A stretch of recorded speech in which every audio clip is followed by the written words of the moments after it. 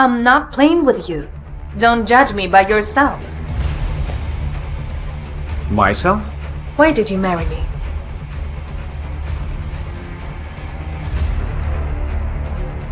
Answer me. James's silence was tormenting me. I felt like I was going insane, waiting for an answer. I couldn't breathe properly.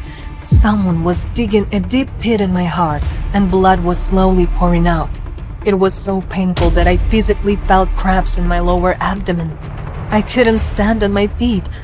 James rushed over to me. The pain grew stronger and I fainted.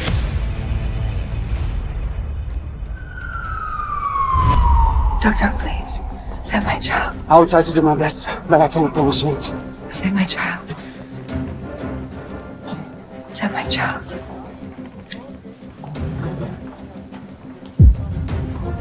Please, don't tell my husband that I'm pregnant. The morning of my second wedding anniversary started not the way I wanted it to. And the reason becomes clear. I'm pregnant. James?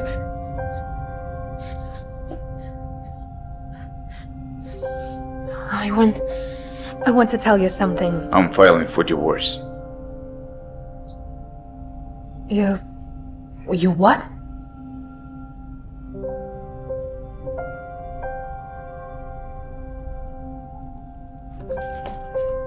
James Taylor is sick and an early termination of the marriage contract. I know we were supposed to be married for 3 years, according to the contract, but Anna returned early, so... So you're leaving me? I'm releasing you from this obligation. And look, honey, finally, you can be free. You can live your own life. I promise. I'll agree to any terms regarding the property division. Do you really want this? It's good that we didn't have a child together. Yeah, of course. It's all for the best. We will divorce without any unnecessary problems. After that conversation, I couldn't bring myself to tell James about the pregnancy. Suddenly, I felt nauseous again. Are you okay? Yes, I need to go. I felt miserable locked in a room in my own home. How long had I been sitting here? An hour, 2? My thoughts were interrupted by James. Hi. You know the fact, Grandpa, he'll never agree with divorce if I'll mention to him about it. So, it's better for all of us if you'll do it. Okay, I'll do it. But don't make it seem like our decision. I was just a girl from a troubled family. My mother was a nurse, and my father was a gambler. Such a family could never match up to the glorious Taylor's family. One day, my mother witnessed a terrible accident and selflessly saved 2 people, James's father and grandfather. In return, the grandfather promised to take care of me, and when I was left an orphan, he arranged my marriage to his grandson. I always knew that James didn't have a sweet tooth. That's why I had personally prepared this cake. It was vanilla, but not sweet at all.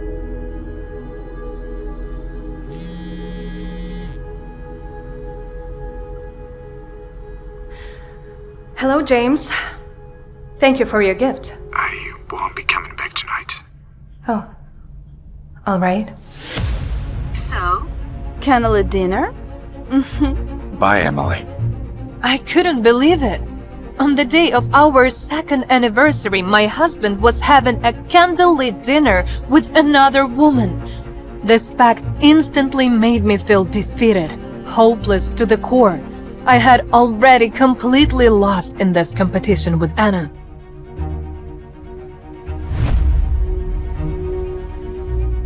I felt a wrenching pain in my stomach from the egg allergy. No one in this world knew about the allergy except my mother. I promised myself that this was the last time I would be this crazy and desperate. I was sick. I'm sorry. I'm sorry. Daddy doesn't love Mom, but we're gonna be okay. On this night, I tossed and turned for a long time. And just when I was almost falling asleep, Samantha called.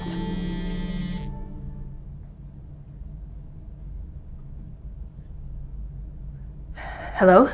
James and I are on 3rd Avenue. James? He's completely wasted. He's not with Anna? Come and meet us. We're coming from the garden. James was very drunk, sleeping in the backseat. He looked as handsome as ever.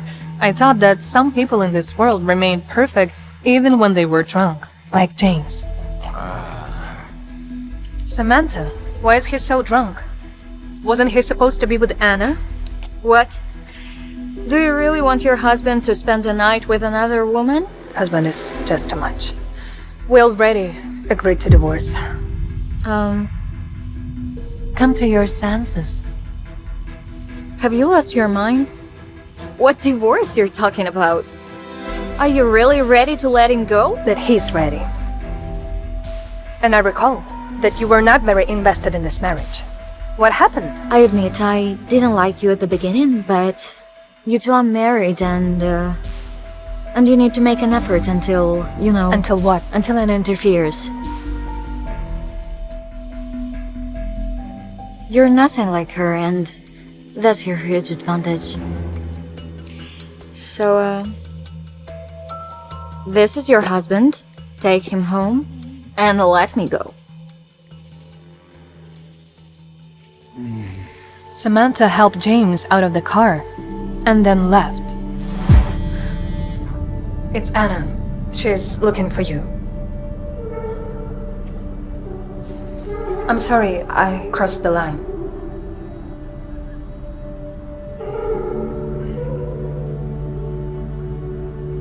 Hello? Yes. Yeah, me too. Okay, I'll be there. I answered the call by mistake. I'm sorry for that. Did Anna misunderstand everything? No. I already explained to her everything. Okay. I'm your husband, you're my wife. It's normal that we can walk together. Honey, what's on your face? This morning you say you've already taken pills. I'm sorry. Sorry. So you have to take these pills urgently. 3 pills, 2 times per day, okay? Sorry. Can I take any other treatment with no pills? Listen, these are safe, don't worry. You don't have any heart conditions or anything I should know about, right? No. Okay, then you're safe. Emily, come on.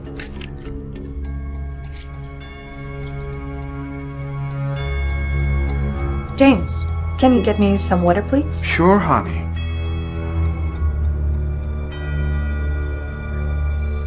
Doctor, What? I'm pregnant. What? Can I take these medications? Why didn't you mention this earlier? Yes, of course not. If you're pregnant, then I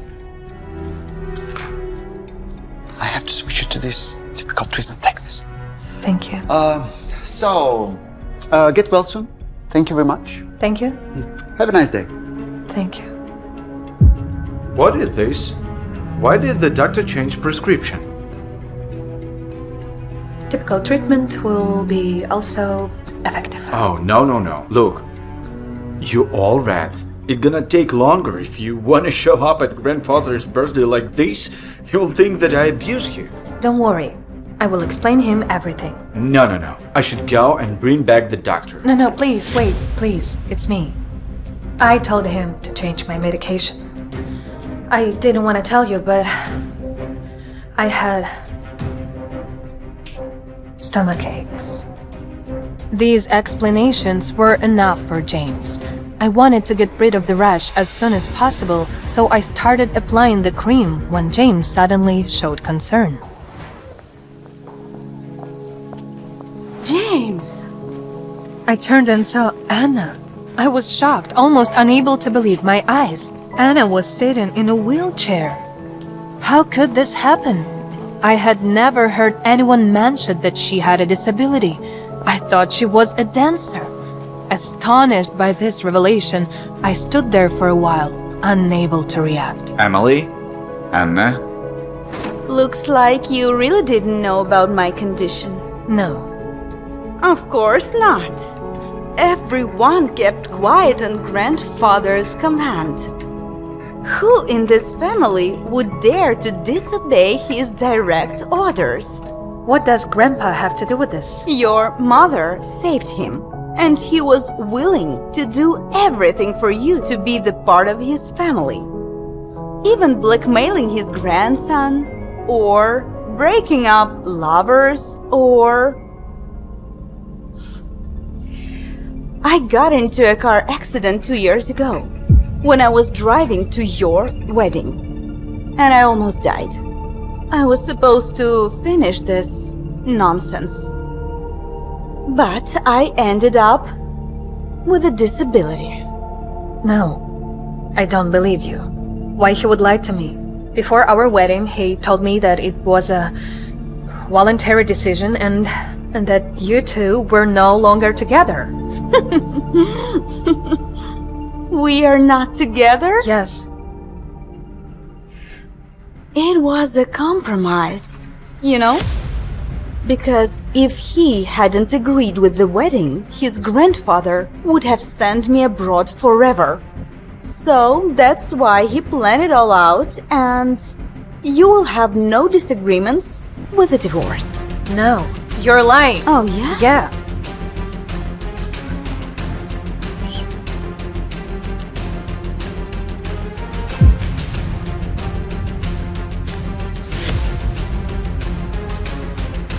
Oh my god, what's going on here? She pushed me, and she said that she will not sign any papers.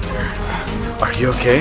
Since when is it acceptable for a mistress to hug another woman's husband? In public? Mom, what are you doing here? Me? I shop here. And what's your excuse? A married man embracing another woman. I'll explain you. No need. And do me a favor, do not call yourself my son if you're planning on doing this. What is she doing here with you? Linda? I'm sorry. I wanted to pick a birthday gift for grandfather and James. He knew what he liked, so that's why we're here. You are not invited to the party. And as for the gift, we all know what Grandpa wants. A great grandchild. Which has nothing to do with you. Mama!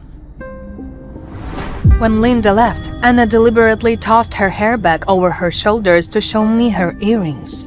I recognized them immediately. Jade, just like the ones James had promised to give me for our anniversary. Where did you get these earrings? They're so lovely. Oh, thanks. I found them at James' place the other day, where he gave them to me. I'll stay with Anna. You better go with Alex. I'll ask him to take you home.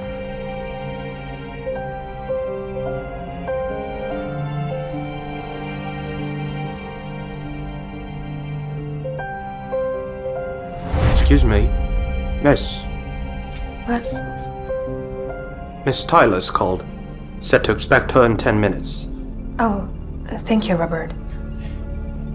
Hello, James? Hello, it's me. I'm very sorry, but James can't talk to you right now. I'll ask him to call you later. Not getting a response from Anna, I hang up the phone. I felt hurt. It seemed like James was inseparable from Anna. It was evident that he wanted a divorce as quickly as possible. If not for his grandfather, we could have had the divorce papers that very morning and become complete strangers. Oh, hi, Mom. I know you want a divorce. But Grandpa is ill.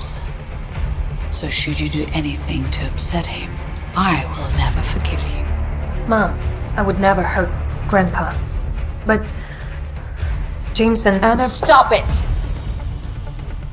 Do not worry about that girl. No one in the Taylor's family would ever accept a girl like that.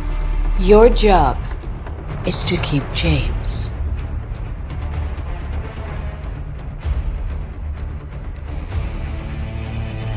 Regardless of whether you enter this marriage for love or money.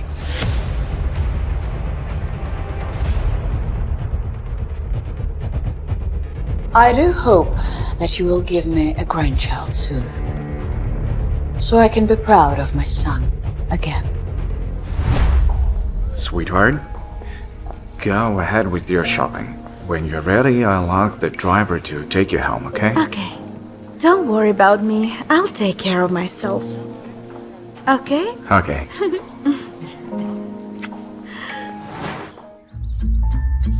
In the family mansion, Linda was already waiting for her son.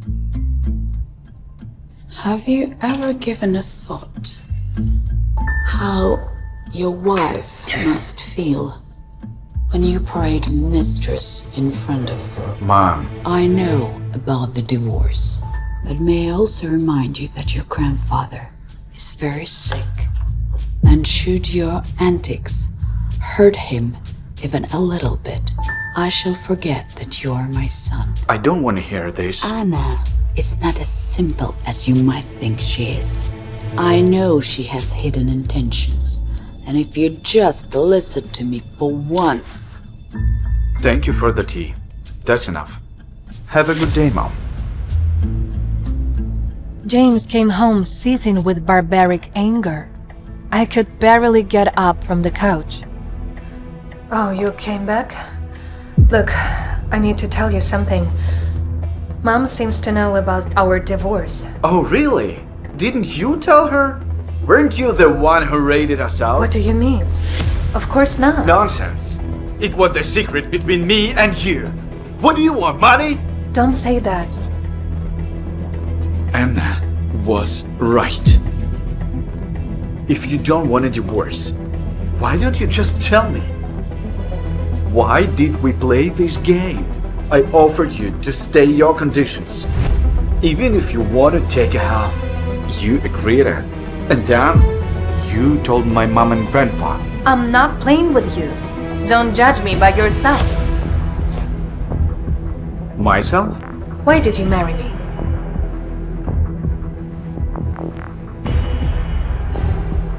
Answer me. James's silence was tormenting me.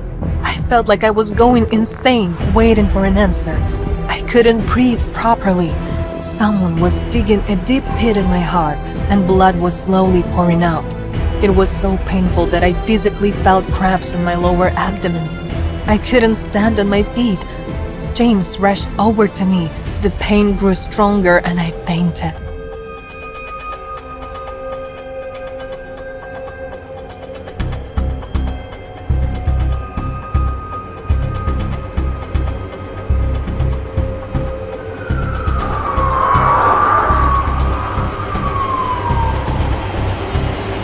I woke up when they brought me to the hospital, and all I could think about was to save my child. Doctor, please, save my child. I will try to do my best, but I can't promise you this. Save my child. Save my child.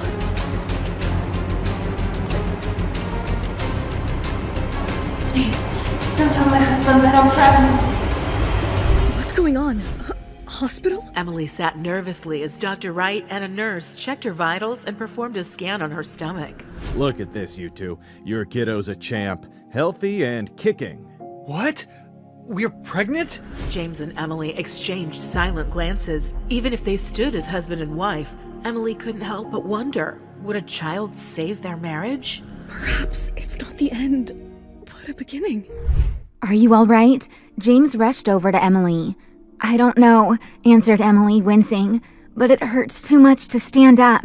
Her stomach had started to cramp, and the pain was unbearable. James helped Emily up. "Let's get you to the hospital," he said gingerly. "Come on."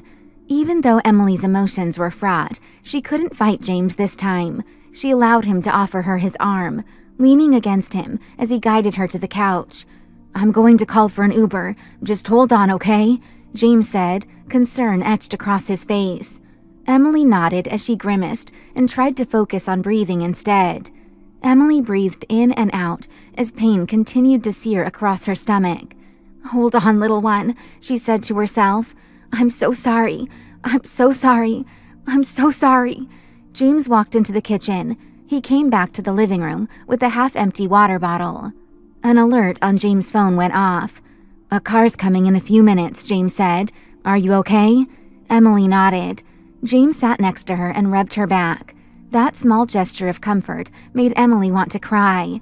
"Stop," Emily said, with her eyes still closed. "Sorry," James answered quietly. They sat next to each other in silence until another alert let them know that their car was there. They got into the car and made their way to the hospital. Emily tried her best to keep calm, even though the closer they got to the hospital, the more she feared the worst-case scenario. "I'm scared," Emily admitted quietly to James as he helped her out of the car. "It's going to be okay," James said as he helped her inside. "I promise." James quickly motioned for an attendant to grab them a wheelchair. Emily sat in the chair as James called someone on his phone. "Hey, Dr. Wright, it's James," James said on the phone. "We're here. We'll let the front desk know. All right, see you soon." "Who is that?" Emily asked. "Dr. Wright, a family friend. He's the chief of obstetrics and gynecology here. He'll be here soon to help us out." James spoke with the front desk, and soon they were ushered to another floor. It was much quieter here. They were escorted to a large, pristine room with all the standard equipment of an OB/GYN, but also equipped with couches and a coffee table. Emily shook her head at the extravagance. James always made sure he had the best amenities there were, even while in crisis mode. "How are you feeling?" James asked, helping her out of the wheelchair and onto the couch. "I don't know," Emily answered as she sank into the couches. "Exhausted?" She shivered at the hospital's temperature. James grabbed a folded blanket on the examination table and wrapped it around Emily. "Rest until he gets here," James suggested. Emily nodded. Despite the physical pain still clawing at her insides, she closed her eyes and miraculously drifted off to sleep. Her dreams were fragmented and littered with crying babies and Anna's leering face. Emily was wandering around hospital rooms, only to find empty spaces. She had no idea what she was looking for, but every room was open. James stood at the end of the corridor and called out to her. "Emily, Emily," James called out. Emily soon woke up to James gently shaking her shoulder. She was confused before she remembered where she was, and everything that had happened in the last 24 hours. "Emily, I'm Dr. Wright," an older gentleman smiled at her. "James called and said you were experiencing some pain. How far along are you in the pregnancy?" Emily nodded. "I'm sorry, I fell asleep. Yes, I'm 4.5 months pregnant." Dr. Wright nodded. "I see. Well, first off, congratulations. And why don't you come over here and we'll do a scan and make sure everything is all right." James helped Emily to her feet and onto the examination table. Emily sat nervously as Dr. Wright and an assistant nurse looked over her vitals, poked and prodded, and brought out an ultrasound machine to scan her stomach. Emily let James hold her hand through the process. She didn't know if it was for her or for him, or maybe in this case, they both chose to lean on each other. After several moments of scanning, Dr. Wright turned to the worried couple. "I'll start with the good news. The baby is fine," Dr. Wright said. However, this was a small warning sign. If there are external stressors, whether you aren't eating enough or are undergoing stress, this will affect your body and your baby. Emily nodded. James hung his head at the mention of external stressors. "Would you like to know the sex of the child? I can tell you right now," Dr. Wright asked. Emily and James exchanged a look. Emily started. James said. "We'd love to know," Emily answered. Dr. Wright nodded. "Congratulations. You two are to become parents to a healthy baby boy." Emily and James both let out a shriek. They couldn't help but embrace each other and then quickly let go. "Thank you so much, Dr. Wright," James said, shaking the doctor's hand. "I'll have your favorite barrel scotch delivered for Christmas." Dr. Wright laughed. "James, my boy, look at you all grown up. You're going to be a father. The kid who used to steal liquor from Mark and Linda's liquor cabinets." James let out an embarrassed laugh. "Dr. Wright, I was 15. "Hopefully your baby boy will be less rambunctious than this one," Dr. Wright said to Emily. Emily couldn't help but smile. She had known James since high school and knew exactly what Dr. Wright was discussing. "I'm pretty even-keeled. Hopefully our son will take after me," Emily said in good humor. James let out a chuckle. "Let's hope," he agreed. "Well, I'll let you two rest," Dr. Wright said. "Keep me posted, James, and give me a call anytime." "Thanks, Dr. Wright," James said as he walked Dr. Wright to the door. As James stepped away, Emily placed her hand on her stomach. The last few minutes felt almost normal. They were just husband and wife at the hospital, receiving exciting news about their baby boy, their son. "God, I could have done without this," James muttered to himself. The bubble of happiness Emily had surrounded herself with suddenly burst. "I'm sorry to have inconvenienced you." "No, I didn't mean it like that. It's not this. It's everything. It's our entire relationship," Emily sneered. "I get it. I'm sorry we both wasted the last 2 years of our lives." James walked back to Emily and let out a long sigh. "The baby is good." "He's healthy and good," Emily agreed. "Thank God," James said. "If something happened, it would have been because of me." James suddenly let out a small sob. Emily froze. This was the first time James had ever cried in front of her. "James," Emily said softly. "He's all right. Everything's all right." "I am selfish," James said. "I can't help it, but I'm going to do better. I want to do better." Emily nodded. "We'll figure it out." James sat at the end of the operating table. "We're going to be parents," James said quietly in awe. "I know," Emily said, rubbing her stomach.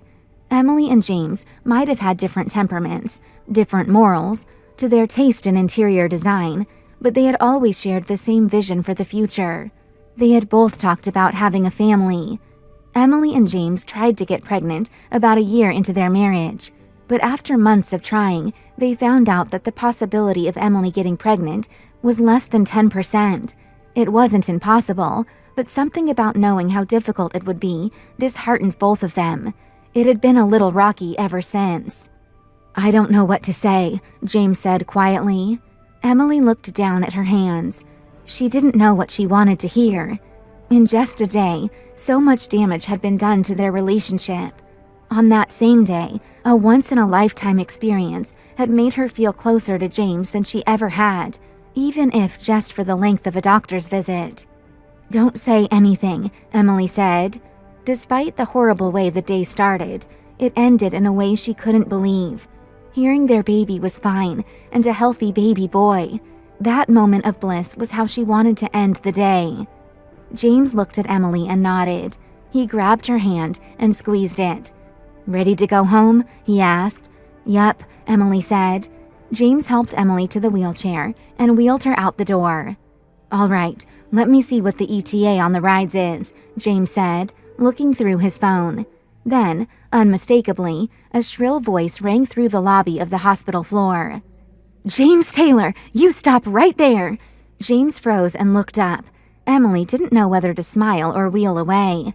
There was nobody more imposing and scarier than her mother-in-law. Does Linda know about Emily James' baby?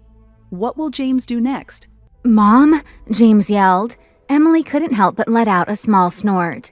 She could sense the flash of terror in this grown man's body at the sound of Linda Taylor saying his full name. "What are you doing here?" James asked. "James Taylor, you have a lot of explaining to do," Linda hissed. It was nearly 3 a.m., and Linda looked impeccable. She was in light gray cashmere sweats, her gray hair pulled back into a low bun. Her pearl earrings glinted against the fluorescent lights. She looked every bit of the class and wealth she was born into. "Linda," said another voice. James' father, Mark, exited the elevator. "Linda, you left me on the ground floor," he said, walking over. "I wanted to catch this swine before he ran off," Linda barked. "Mom," James said, "you're making a scene." "Oh, I'm making a scene?" Linda yelled. "Guess who called me this afternoon about your little scheme? How could you?" "Mom, I don't get how you're so upset over this. It's my life," James argued before Linda cut him off. "Your life? Just your life?" she screeched exasperatedly and started to hit him with her purse. "Linda, calm down," Mark said, grabbing his wife. "Dave will kill us for making a scene." "James, your mother and I are not happy with the decisions you've been making," Mark said sternly. "Dad, it's been a long night," James said. "I would like to get Emily home." No, we need to talk now," Linda yelled against Mark's arms. Emily knew there was no fighting Linda when she was in fight mode. "Maybe we could step inside the room," Emily suggested. James groaned. He begrudgingly wheeled Emily toward the room they had just exited from, and his parents followed. Soon they sat facing each other on the couches. It was uncomfortable to say the least, especially for James. "James, how could you?" Linda wailed, breaking the silence. "Mom," James said, exasperated, "this isn't about you." "Oh, really, James? You're right. This is all about you," Linda said. "What is going on, James?" Mark asked. Emily leaned back on the couch and observed the family dynamic. It's about... God, I don't want to talk about this with you. It's none of your business," James exclaimed. "None of our business? Oh, it's our business, all right," Linda said. Emily then felt the room tense, which puzzled her. Mark quickly spoke. "James, have you thought this through?" "I won't talk about this here right now," James said adamantly. Emily decided to speak up. "It's been a long day and an even longer night. Maybe we pick this up in the morning with clear heads?" Mark and Linda exchanged glances. "You're right, Emily," Mark spoke. James just stared down at the floor. Having momentarily eased the tension, Emily decided to take the opportunity to change the subject. "How did you know where to find us?" she asked her in-laws. "Dr. Wright is an old family friend. He told us that James called," Mark explained. "Isn't there a doctor-patient confidentiality clause?" James exclaimed, throwing his hands up in protest. "Yes, but you're not the patient," Linda snapped. "Mom," James said. He felt hurt by Linda's tone. "He just let us know that you two were at the hospital. Nothing more," Mark tried to explain. "Sure, no harm," Emily answered. There was no use arguing semantics with this crowd, especially with how exhausted she was. "Have you heard the news?" Emily asked them. "What news?" Linda asked. Emily and James exchanged looks. James nodded. Linda gasped. "We're having a boy," Emily said. Linda and Mark leaped to their feet, hugging each other and crying. "Oh, congratulations," Linda said, leaning in to kiss Emily. "James," Mark said, reaching out to shake his son's hand. "So what's going to happen to the baby then?" Linda exclaimed. "James, look at what you did." "Mom," James yelled, exasperated. "If you can't do the time, don't commit the crime," Linda said with her nose in the air. "That's true," Emily agreed. James said, "Come on." Emily shrugged. She let out a yawn. "You must be exhausted," Mark said. "We'll let you two go, but tomorrow, James, you're coming into my office." "Yes, sir," James said glumly. Linda turned to Emily. "If you don't mind, I'd like a word. It'll be quick." Emily was curious what her mother-in-law could want to say to her, but regardless, Linda was not someone you could say no to in any circumstance. "Sure," Emily said. Mark and James stood up to head outside as James side-eyed the woman on the couch. "Yell if you need me," James said to Emily as he left. "James Taylor," Linda replied sternly, shaking her head. "What's going on, Linda?" Emily asked once Mark and James left. "What's going on, Linda?" Emily asked once Mark and James left. "Look, I'll be frank," Linda started. "James and that girl, they're not right for each other. You know that. I know that. I know deep down James knows that. He just wants what he doesn't have." Emily listened as her mother-in-law spoke. While the two weren't particularly close, they were cordial. Linda was particular. They butted heads occasionally, but in general, they had a fine relationship. "Thanks, Linda," Emily said slowly. "I don't know what to make of it and what to say." "Of course," Linda nodded. "You don't have to say anything. If this divorce goes through, it'll be the biggest mistake of James' life. You two have a family growing. That girl, she's a floozy that hooked her claws in him for a taste of a better life. She doesn't care about him." Emily grew uncomfortable with the conversation. Linda continued. "Emily, you want your son to have a father, don't you?" Linda asked. Emily stared down at her hands and nodded. "You love James, don't you?" Emily paused and answered honestly. "I don't know, Linda. Sometimes it felt like she loved him more than anyone. Sometimes she wanted to be as far away from him as possible." Linda nodded. "I understand. That's perfectly understandable. Marriage is long, Emily. There will be ups and downs if you want to build a family. This can either end what you and James built, or be a small blip. James might not be the only one to regret this." Linda took Emily's hands in hers. "I know you've loved James for a long time. I know it. I see it. He doesn't deserve you, Emily. But he could one day. This is a mistake. You guys are young. You can recover from this." Emily's heart grew more conflicted with Linda's words. While they seemed encouraging, they were equally toxic. What kind of woman encourages another one to let her husband grow up while cheating on her? "Thanks, Linda," Emily said quietly. "I have a lot to think about." Linda nodded and let go of Emily's hands. "Emily, fight for the relationship. If you need anything, don't hesitate. We can win this." Linda helped Emily up. "I have to use the restroom, actually. I'll be out there in a sec," Emily said. "Will you be all right?" Linda asked. "I'll be fine," Emily smiled. Emily went into the suite's restroom. Despite what had been happening, there were perks of marrying into the Taylor family, like first-class pregnancy suites at the best hospitals, and the head physician just a phone call away. Emily caught a glimpse of herself in the mirror. Dark bags hung under her eyes and were swollen from crying all day. Emily splashed cold water across her face. She looked forward to ending the day in bed, with hot tea and reruns until she fell asleep. Emily opened the restroom door and headed to the suite's door, but she heard raised voices. She leaned closer and realized the Taylors were in a heated argument. She could make out James' voice. "I don't care. She deserves to know." "James, don't be ridiculous," argued Linda. "This is more than about you," Mark yelled. "Screw the contract," James yelled back. "Contract?" Emily said out loud to herself. "What are they talking about?" Emily opened the door to Taylor's surprised faces. They quickly tried to compose themselves. "You must be exhausted. Let's let James get you home." Her father-in-law's voice was full of forced lightness. "What about the contract? I know that we initially got married because your grandfather wanted us to, that it's all some old family tradition. I know I'm not going to get anything in the prenup," Emily asked. "That's not the problem, dear," Mark sighed. "That contract comes with certain obligations, ones that you will have failed to meet if you divorce now.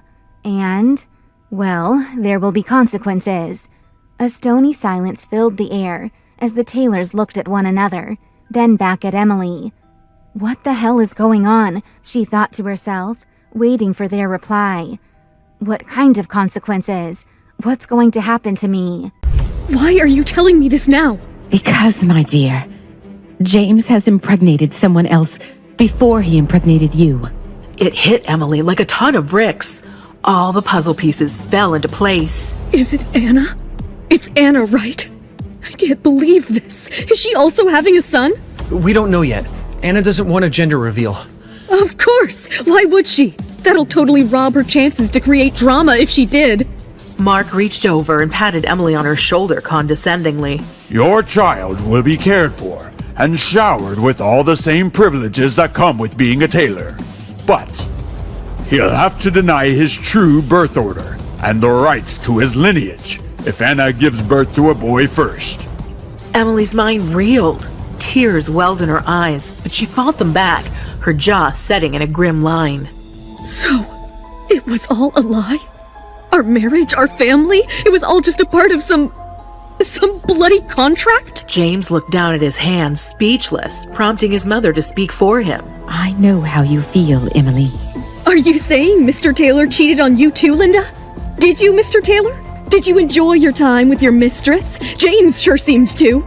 James tried to reach out to her, pleading for forgiveness, but Emily didn't want his apologies. She wanted answers. And what if I refused to go along with this charade? What if I want a divorce? The Taylors stared at her. Their expressions were cold and hard. That would be very bad for you and your baby, Emily. You'll face severe consequences for breaking the contract.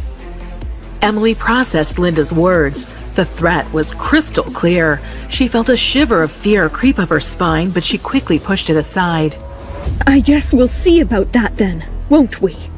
Having had quite enough, Emily turned on her heels and walked out of the room. Just then, her phone buzzed in her pocket. Glancing at the screen, she saw a name she hadn't expected. It was Anna. What do you want? Emily, I am so sorry. Sorry?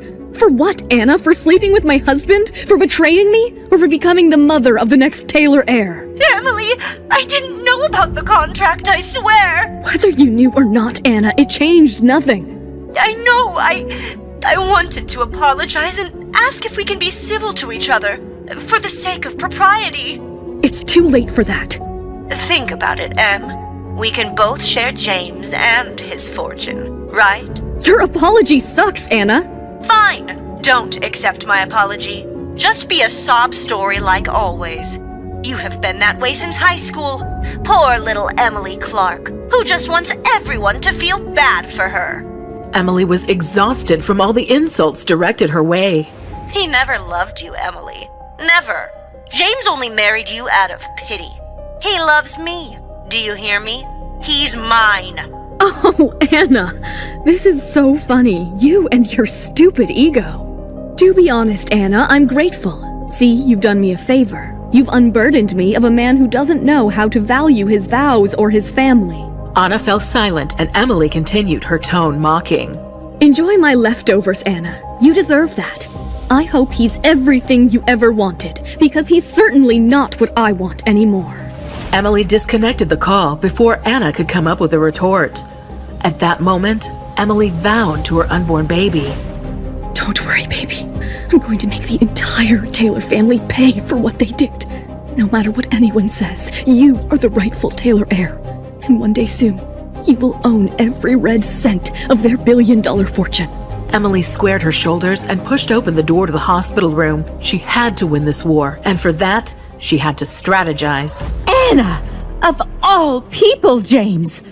I honestly thought that he'd have better taste. Linda, let's not forget that Anna is carrying our grandchild. Yeah, a grandchild that I never asked for, Mark. A grandchild that's tearing this family apart. You need to calm down. How can I? Having an affair is one thing, but a divorce? That too when your wife's pregnant. It's simply not done in our family, James. I know. I messed up. I got carried away. But I can issue a statement. I can say I never meant to ask Emily for a divorce. I can say it was the lawyer's mistake. Good. Make it right then. I know you can. Amidst their argument, the Taylors finally noticed Emily standing in the doorway. Emily, you agree with me, don't you? That talk of a divorce is jumping the gun. I know you're hurt by what Anna has done. I don't care what Anna or James did to me. She's carrying your grandchild, and for that reason alone, we should be kind. Why the sudden change of heart? I don't want to argue and fight about any of this anymore. Not tonight. The most important thing now is making sure my baby boy is healthy, and negativity is not the way to do that. Relief flashed across the faces of the Taylors, adoration for Emily washing over them. Emily felt sick about it, but didn't let her smile falter. She pretended that she had accepted the terms of their contract. It was the only way she could put her plan into action and plot their downfall undetected. I think it's also worth mentioning that Grandfather Taylor's 80th birthday party is just around the corner. It'll be the right opportunity to do damage control on the divorce story. You're right, Em. I've been so caught up in my mess of things, I forgot. Why don't we go and pick up his gift that we missed earlier? It would be a good distraction, and I'm sure Grandpa would appreciate it. James has an important meeting tomorrow, so I'll take you shopping. What meeting? The one with the investors, remember? Right. I guess you two should go without me then. Great. Emily, why don't you come over for brunch and we can head out from there? I'd love that, Linda. After coming home, Emily kept on planning her next move. She suddenly got an idea. James, could you pick up some food from Ricardo's for dinner? I'm craving some Italian. James nodded and left immediately. Emily quickly moved to James's home office. She knew what she was looking for, James's emails. As she read further, Emily felt her stomach knot. This was more than just infidelity. James was embezzling from his own company. Who is this man I married? I need to save this evidence so I can use them later. Wait and watch, James. I'll give you a taste of your own medicine. Oh, God. This morning's sickness is killing me. Emily stumbled out of bed while James slept peacefully. A bitter laugh escaped Emily's lips as she watched him. Sure. Why would he be worried anyway? Racing to the bathroom, Emily rinsed her mouth and forced herself to get ready for her mother-in-law's brunch and gather more intel on James's embezzlement. Let's get this over with. We can do this. Upon entering the Taylor mansion, Emily was greeted by the sight of the lavish interior. Lady Taylor has been expecting you. Please follow me to the kitchen. Linda sat at the end of the table, a cup of steaming coffee in her hands. Emily, dear, I'm so glad you could make it. How could I miss it? Feeling a surge of sadness, Emily glanced around the dining room. With her own family absent, Taylor's frequent family dinners had been the only family she knew. Emily, I admire your attempts to remain neutral in this whole situation. But we can't ignore the threat that Anna's pregnancy poses to our family. Why do you say that? Anna has always been obsessed with James. She sees James as her ticket to the good life. And if Anna is indeed having James's firstborn son, she seems to want to be Taylor badly. Why shouldn't she have it? Because of our family's history, Emily. Anna's grandfather and Grandpa Taylor are sworn enemies. I was already worried about this illicit child, and now James wants to marry Anna. Grandpa Taylor will go nuts. Emily was overwhelmed by the shocking news. She started feeling sick again. I think I need to lie down. You mind? Of course not, dear. Let's get you to one of the spare rooms. Marianne, please take my daughter-in-law to lie down. Marianne arrived and wordlessly began to guide Emily out of the dining room. Linda picked up her phone, her heart pounding in her chest. She dialed James's number, and he picked up after 3 long, agonizing rings. James, it's your mother. Mother, I can't talk now. I'm busy. Linda could hear the distinct sound of a cash register ringing and the calm tone of Anna's voice in the background. Busy, huh? Is that the diagnosis from Dr. Lying to your mother? What? No, Or perhaps your new nurse Anna recommended some retail therapy? Mom, No, James, you listen to me. Stop this nonsense and get yourself to my house immediately. I don't think... No, you haven't been thinking. Otherwise, you wouldn't have allowed Anna to turn your head like this. But, Mom... James, I swear to God, if you don't show up at my house within the hour, I'll track you down and humiliate you in front of your mistress. Is that what you want? I'll come over. And bring Anna. We have things to discuss. Okay, we'll be there. Linda hung up the phone and steeled herself for the upcoming confrontation. She would do whatever was required to protect order in her family. Oh, Emily, I hope you're ready for the war. I love you so much, Em. You've no idea how much I missed you. Sunlight streamed through the brocaded drapes as her eyes fluttered open, adjusting to the welcome sight of her husband's handsome face, smiling at her. And his deep brown eyes were full of longing, but suddenly worries gathered on her face like dark clouds on the bright sky. What about Anna? You love her, too. You're the only one for me, Emily. My beautiful wife. James reached out and caressed Emily's face. You're the only one I desire. Emily started to lean closer to him for a kiss when she heard a voice echoing from a distance. Wake up now! Emily? Wake up! Startled, Emily sat up, the shadow of surprise etched on her features. James? James was sitting on the edge of the bed, looking at her strangely. I guess you were dreaming. Was it a bad dream? Emily wiped her tears. No, a good one. One that was too good to be true. Anyways, what do you want, James? Mom thought it was high time we talked. Talk about what? Anna. An awkward silence followed. Emily was in no mood to discuss his affair. Despite everything, she was still in love with this man and didn't want to hear about the other woman in his life.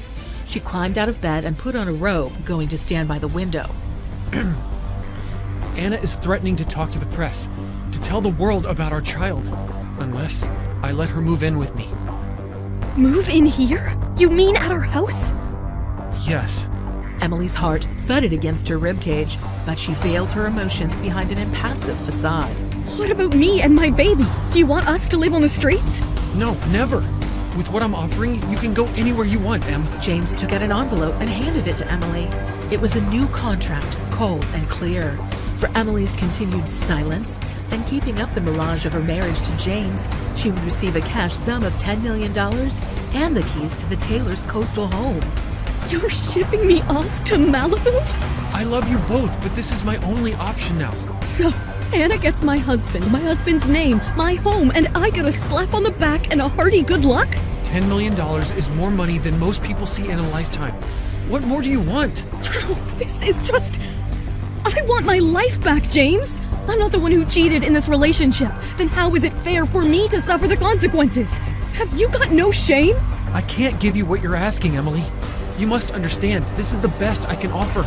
So now this is a business deal. It's not like that, Em. But I don't want to hurt you any more than I already have. Emily threw the envelope on the floor. Hurt me? You are way more than just hurting me, James. I never wanted any of this. Why do you think I was so avoidant about starting a family with you in the first place? I was hoping this contract would die with me. But here we are. Emily had to sit down to keep from fainting, the pain of it too much to bear. I can't undo what's been done. I'll consider your proposition. But this is my life, my baby, my dreams that we are bargaining for. They are worth a lot more than $10 million. What exactly are you suggesting? Emily leaned forward, her eyes gleaming with a cunning light.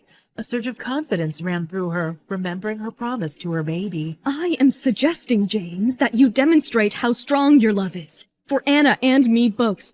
Let's say $100 million? $100 million? Are you kidding me? Don't do this to me! Emily stepped toward him, her smile broadening at his reaction. That's the price for your happiness, James.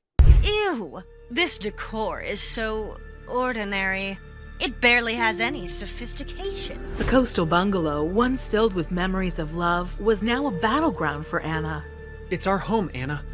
Emily and I love it the way it is. Well, if you say so, but we'll need to make some changes when we move in. James, overwhelmed by guilt, took a moment to question his recent choices. He reflected on the beautiful story he shared with Emily, wondering if he had jeopardized something precious. What am I doing? Emily and I built so many memories here. Is this really what I want? You know, James, I can't help but think about our future together. In a place like this, we need a fresh start, don't you agree? Anna walked around James, her smile showing she was strongly focused on them getting engaged. James, darling, can't you see us as the power couple of the Taylor legacy? We'll be the envy of everyone. James, still conflicted, tried to engage in the conversation. Anna, marriage is a serious commitment. It's not just about status. But darling, imagine the possibilities. A place that truly reflects our love story. Something modern, chic, and most importantly, ours. James lay in bed, disturbed by Anna's persistent ideas. Imagine the grandeur of our engagement, James. It'll be the talk of the town. James, lying silently, contemplated his life with Emily. He envisioned the memories, laughter, and love they'd shared in the same bedroom. Our engagement will be magical. Trust me, James. A conflicted James rose from the bed, leaving Anna with her dreams. James poured himself another drink, wrestling with the cost of his decisions. The idea of disappointing his family and divorcing Emily felt unbearable. He lay passed out on his desk, surrounded by empty scotch bottles. The doorbell rang again. Anna opened the door to a young courier waiting on the doorstep requesting James' signature for a crucial document. I can sign for it. I'm his wife, Mrs. Anna Taylor. After the courier left, Anna, unable to resist temptation, opened the envelope and discovered the shocking truth about the cost of Emily's silence. $100 million. $100 million, James? James hid this from me. Stunned by the revelation, Anna stormed into the living room where framed photos of James and Emily lined the walls. With a snarl, Anna began tearing down the photos, shattering the glass frames. I won't be deceived. This ends now. Anna, disturbed by a nightmare, woke up in a cold sweat. Get it together, Anna. Anna, attempting to bridge the emotional gap, suggested going for coffee. She stepped into the bustling coffee shop, the aroma of freshly brewed coffee filling the air. Wow, if it isn't the other woman. Emily, we need to talk. Oh, this should be good. Anna tricked her way through the crowded coffee shop to confront Emily. You're asking for $100 million? Do you really think James will pay up? It's what I deserve, and it's not your business. Deserve? You're just a small-town girl trying to play in the big leagues. Do you even know who you're dealing with? I know exactly who I'm dealing with. Oh, Emily, let's talk about your illustrious past. Remember that little incident in college? My past is none of your concern. You're delusional if you think James will choose you over the Taylors. You underestimate the power of love, Anna. But let me enlighten you. This emerald has been in the Taylor family for generations. James gifted it to me, a symbol of our commitment. Emily revealed the Taylor family emerald, a dazzling piece of jewelry with a rich history. That doesn't change anything. It changes everything. James chose me, and this emerald represents a legacy that no amount of money can replace. The confrontation spilled onto the sidewalk, escalating into a heated argument. Do you think you're special?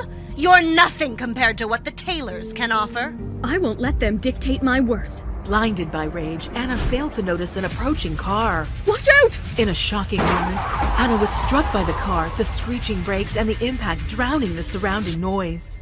Emily stood frozen, dumbfounded as the chaotic scene unfolded before her. Paramedics rushed to attend to the injured Anna, and police officers started securing the area. This can't be happening. A police officer approached Emily, a concerned look on his face. Miss, do you know this woman? Yes, I know her. We were just talking. The reality of the situation started to sink in for Emily. The threats and heated argument with Anna replayed in her mind. What have I done? Paramedics loaded Anna into the ambulance, and Emily was left standing on the sidewalk, haunted by the consequences of the dramatic confrontation. Anna lays unconscious in a hospital bed, surrounded by medical equipment. She's in critical condition. We're doing our best, but it's too early to determine the extent of her injuries. Emily, guilt-ridden, looked at Anna's lifeless form, the weight of the situation bearing down on her. But then she got a call. Hello? Mrs. Emily Taylor, can you please come to the nearest police station? We need to talk. Emily sat across from a detective who was jotting down notes. Hey, I understand this must be difficult for you. We need you to provide a statement about the events leading up to the accident. We were arguing, and I never imagined it would escalate to this. She threatened me, and I just wanted to get away. We'll need your cooperation in the investigation. Your statement will be crucial in understanding the circumstances. The detective continues taking notes as Emily struggles to recount the details. Hey, listen, Mrs. Taylor, I feel you are lost. You may go for now. Another police officer will meet you later at the hospital, though. And then the car came speeding and hit her. He seemed drunk. Yes, the driver was drunk and far from the legal limit. He's been arrested and will be accordingly dealt with. You take care of yourself. Thank you, officer. Thank you for your cooperation a second time, ma'am. Upon getting the news of the accident, James arrived in a jiffy. Emily, how did it happen? Where is she? She's getting treated inside. I am sorry, James. Can you tell me how it happened? I mean, why did you two meet? It was, regarding the agreement. The divorce and the contract. We were talking about that. Things escalated too quickly and this happened. Jesus, why would you two even meet about that? It was supposed to be between us. I'm sorry, James. And what was so important that you two met? Anna, she felt that I was talking too much, that I was taking from her child's share. She was unhappy about it, and she confronted me at the cafe. Confronted you?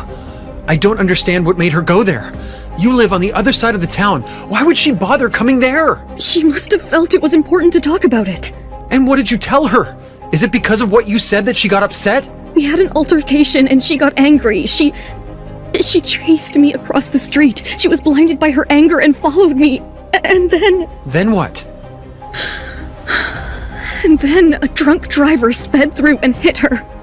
Right in front of me. James, I am sorry. I should have behaved properly. I got so angry that I stopped in the middle of the crosswalk and put her in that situation. I put everyone in danger. Me, her, our unborn child. The only person to be blamed is me. If I hadn't done what I did, if we hadn't... No, James, you can't blame yourself for this. None of us saw this coming. But I am the cause of everything. My affair with Anna, our divorce, the contract. I've been wrong with my actions, and everything led to this. We all made our choices. I made the choice to meet Anna. I'm sorry, Em. I never wanted this. Not for you, not for her, not for us. Guilt-ridden, they both shared a solemn moment, looking for some solace during this traumatic time. James no longer brought Emily the comfort like he used to do. She already had lost her James. Doctor, how is she? Can I see her? Her condition is critical. What do you mean? What about the baby? The impact of the car was significant. She has suffered multiple injuries and internal bleeding. We have managed to stabilize that for now, but... But? The most concerning issue is that she has slipped into a coma. We are trying everything, but with each passing moment, the chances are getting bleak.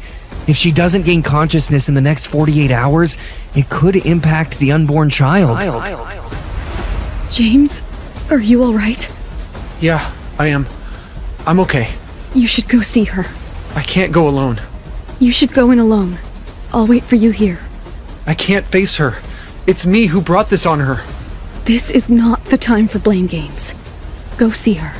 James went inside to see Anna and Emily stood there in a state of disbelief, still trying to process everything. Why did I let James decorate this place? It's just ridiculous. It's just metaphorical, alone with all the luxuries around. Evening, Mrs. Taylor. Evening, Bernard. How are you? I am good. Are you all right? You look a bit tired.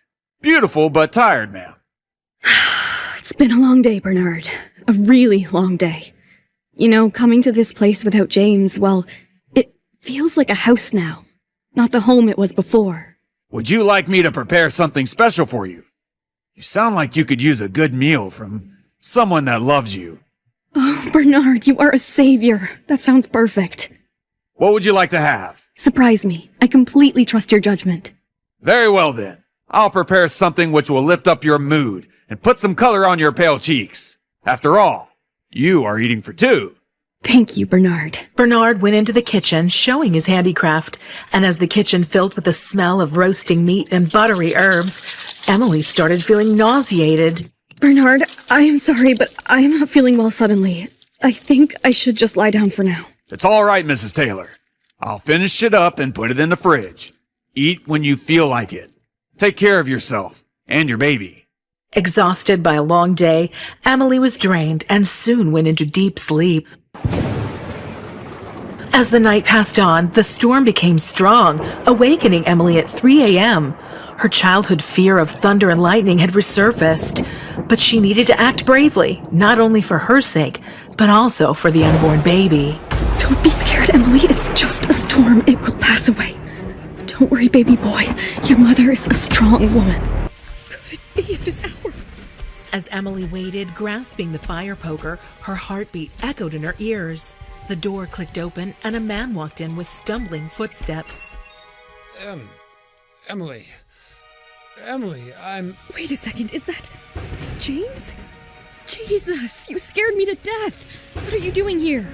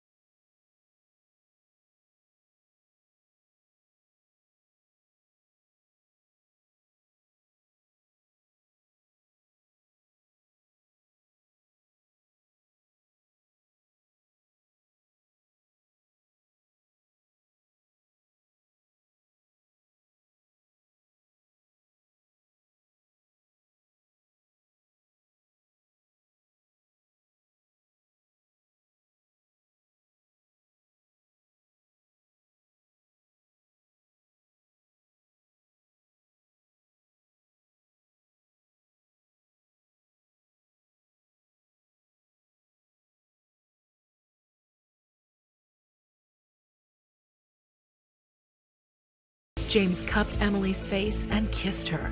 It was a kiss full of regret and unspoken words. We shouldn't be. Emily managed to gasp out, but James still went to bury his face in her neck. Hush. Just let me. Emily pushed him away again.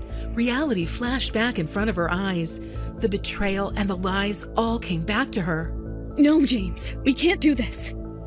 James felt a strong refusal for the first time from Emily. Right, you're right.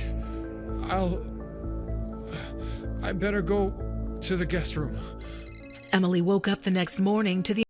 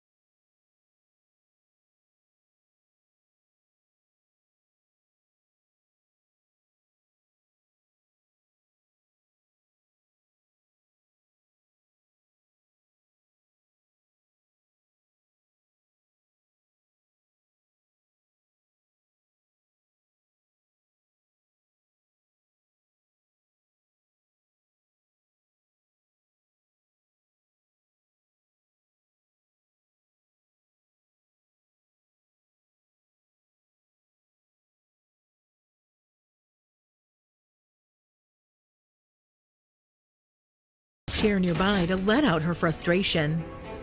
I can't believe he came drunk seeking solace in my arms and then went back to that witch. Emily leaned on the wall, trying her best to calm down. Suddenly, there was a soft flutter in her belly. It was as if her unborn child tried to remind her to take care of herself. Sorry, baby. I know it's scary right now, little one, but we'll make it through this. At Anna's doorway, Emily stopped and froze. Anna was sitting up. What the hell? She's back from coma? God, I can't bear the sight of James kissing her. I'm going to be sick again. Not in my wildest dreams I expected fate to play such a cruel game with me. What did I do to deserve this? A knock on the door pulled her from her sad thoughts. She hurried to the sink to clean herself up. Just a minute. Is everything all right? Emily wiped away any remnants of tears, put on a fragile smile, and opened the door. What's wrong? Well, you have 2 women pregnant with your child. That's what. Don't be so cold, Em. I was worried about you. Really? That's how you show your worries? By kissing your pregnant wife last night and then going back to your mistress in the morning? Em, you know I only... Don't! I'm done hearing your apologies. I'm not even sad about you leaving me, but I'm pissed off that you're playing with us both. James shook his head in embarrassment. An uncomfortable silence crept in.